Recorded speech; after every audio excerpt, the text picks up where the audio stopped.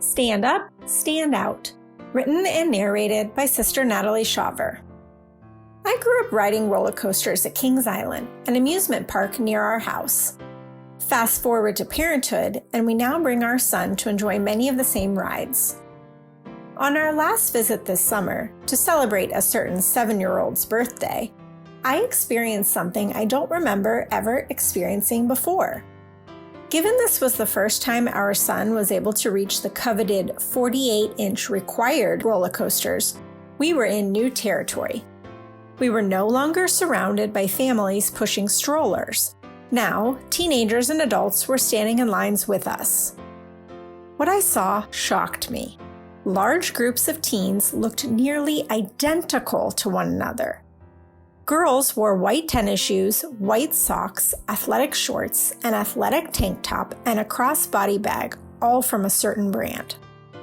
Hair was pulled back in low, smooth ponytails.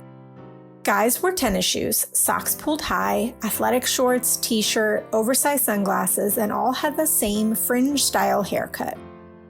As we saw these groups throughout the day, they traveled in packs usually, I couldn't stop staring. Each teen looked exactly like the one next to them. It was fascinating. If you are a parent or grandparent of a teen currently, perhaps you share in my fascination. This age group often tries to fit in and find their place, but it really made me think about being the same. When we start to follow others, no matter what it might be, our life is essentially conforming to theirs. We're trying to be similar, if not duplicative. But this isn't exactly what Christ called us to do. When we seek to follow him, our life should instead conform to his. Making this decision isn't about fitting in with the world. In fact, it's a declaration of the opposite. It's a choice to stand out and stand apart. This isn't an emotion. In the days of the early church, the disciples learned what it meant to forsake the world and follow Christ fully. Some lost their livelihoods, reputations, and even their lives. Luke chapter 9, verses 57 through 62. They endured persecution and were cast down. And yet, when the time came to stand up for Christ, they did so with joy. See 2 Corinthians chapter 4, verses 7 through 12. We now live in a world obsessed with followers. Social media has given new meaning to the word, and it's become the very definition of friendship and interest.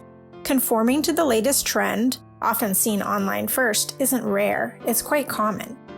And yet, God called us to be a peculiar people. 1 Peter chapter 2, verse 9.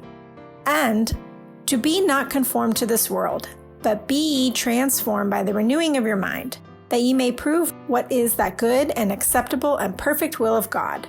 Romans chapter 12, verse 2. Having desire to be like others isn't inherently wrong, but we must be careful not to follow the crowd when we should be following Christ. Let's be like Paul.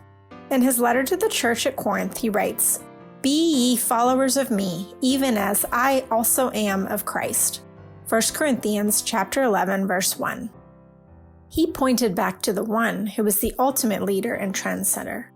If imitation is the sincerest form of flattery, as I experienced at the amusement park, then let's be imitators of Christ, the only one worth imitating. Don't be afraid to stand up or out for him.